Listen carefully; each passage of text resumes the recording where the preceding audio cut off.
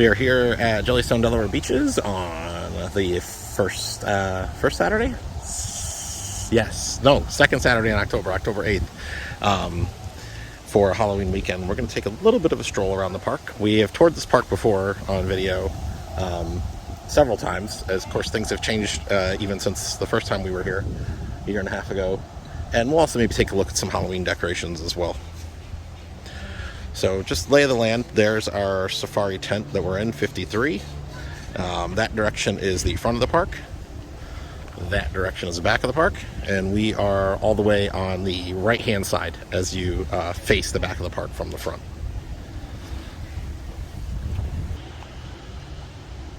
Just another view of the safari tents. There are 6 of them. We were in the one closest to the front of the park. This is the one closest to the back of the park. So they're just 6 in a row. There are 2 that are on either side of a storage shed that will give you a little more cushion between sites, if that's something you want to consider. That's, which one are we at now? So 48, 49, 50, that's 50 and 51. The storage shed is between them. Something to consider if you do really value that extra space. Otherwise, the location of these safari tents doesn't make a whole lot of difference. We're walking towards the back of the park, and I know back here, quite a few of the sites are seasonals. We've met a few Delaware seasonals of the few times we've been here, and I know there's several in the Facebook group for Jellyheads as well. But again, most of the seasonal sites here, as far as I know, are towards the back. So this season, Jellystone Delaware Beaches put in a bunch of these green premier cabins. They're kind of like basically mini homes inside, look more like a house inside than a cabin. Real nice. We do have a tour video of the inside of those posted as well if you want to check those out. They ring the front end of the sites here, and they also ring the back facing the drainage pond. There's a few in the middle of the campground as well. I see one Halloween setup right behind us. Most of the stuff is at night. People have lights and inflatables, but some people have some pretty neat setups that you can see during the day too.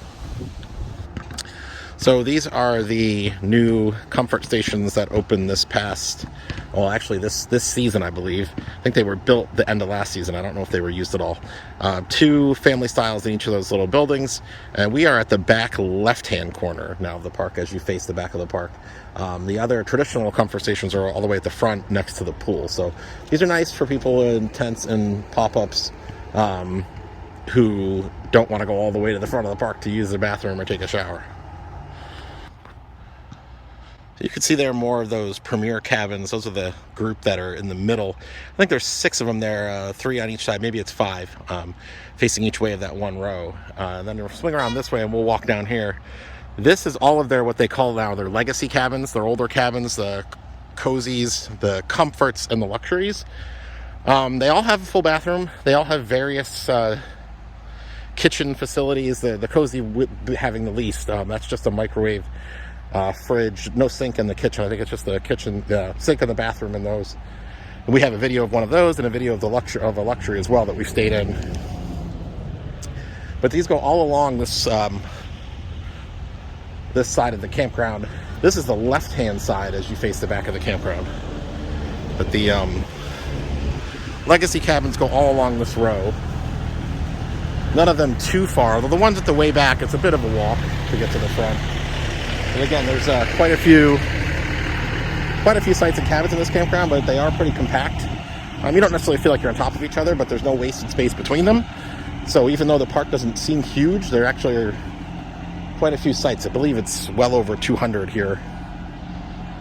So I sometimes call this a small park, but I mean that in terms of the square footage or the amenities more so than the number of sites. It's actually a pretty large park when you consider the number of sites.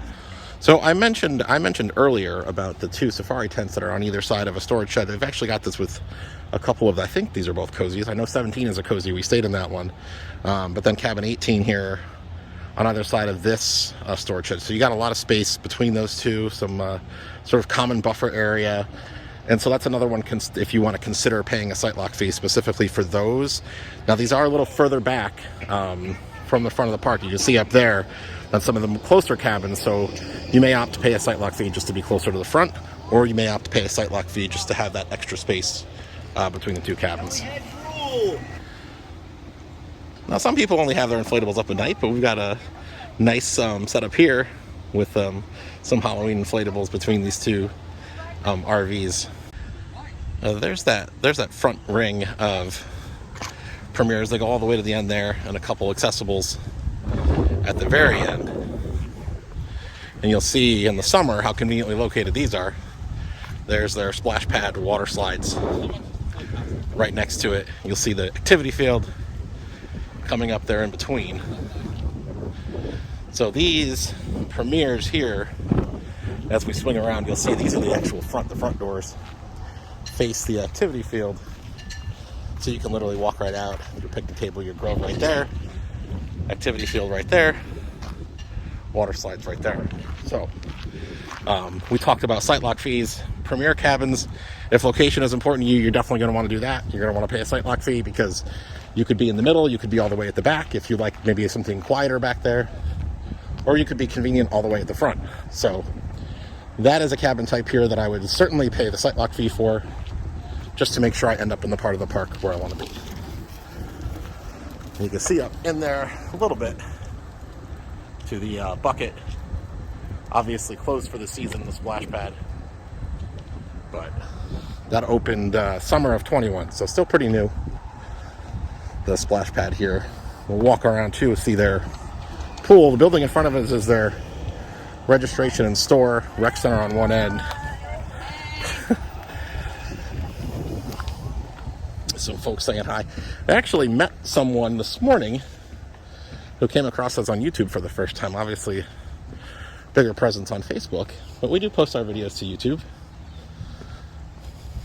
And they came here, supposed to be in a premiere last weekend. Obviously, we had the remnants of a hurricane come through. It rained all last weekend, so they rescheduled for this weekend.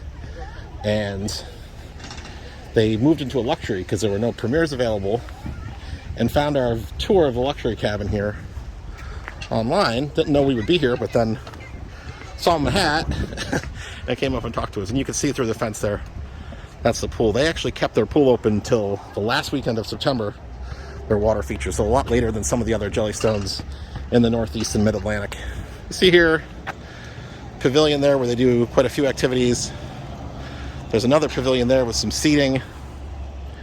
And then the two playgrounds that you see in front of us, two pieces of playground equipment, those opened in the spring of 21.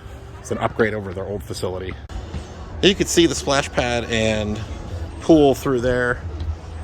Comfort stations are right to the right here through this breezeway.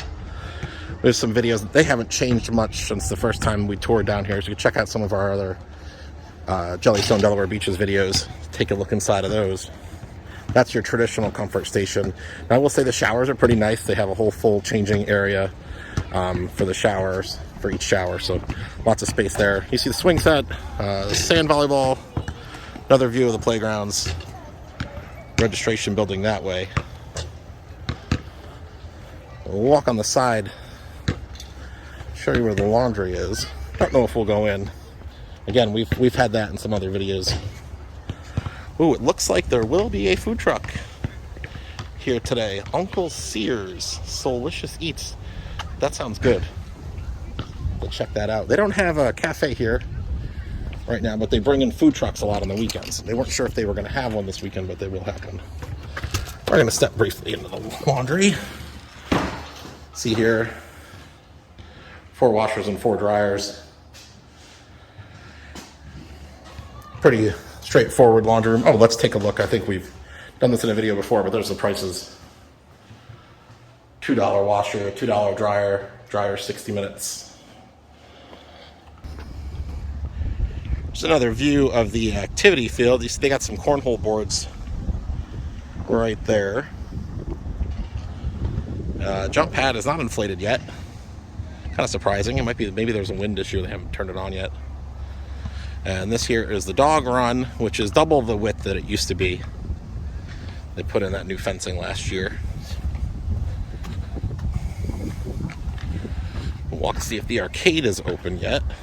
Now this building is, most of it is storage. I know they're using some of it for the haunted barn tonight, but this end is the arcade. Actually not going to duck in there. We were in there yesterday And I'm going to drop in a short recording of what that looks like right here. Here's the arcade at Jellystone Delaware Beaches. Here's where you purchase your cards. The redemption center is all done by machine. I don't have to have people in here working. See some machines over here. Some sit-down games. Got pinball in the corner. Deal or no deal. Giant Connect 4. Bowling. Basketball. Wheel of Fortune over there. Oh, the fishing game. Duck game. So, decent size arcade here at Jellystone Delaware Beaches. And they do have Gaga here, right behind the pavilion. That's popular at a lot of Jellystones. And we'll do a quick walk inside of the registration and store. Oh, we're all decked out for Halloween today. Good morning. No, not yet. There's some cooler food there. Candies in the corner. Drinks in the coolers. Ice cream in the freezer there. Some more food supplies. Chips there. Plenty of shirts. We'll look around at some of our faves. Are tie-dye, long sleeve hoodie. Oh, I like that design. This one too. Can't believe. I don't think I've seen that one before. Some of the ones up here. Your sunglasses. Some other kids' shirts here. Hats. Cup koozies. Build a Yogi playset. String art. Don't know if I've seen those either. Beach. Sign. Some baseball caps hanging up. Sandals. Some pet things back here. Inflatables, that's pretty much over for the season, but if you want to pick them up for next year, there's just some personal essentials if you forgot anything.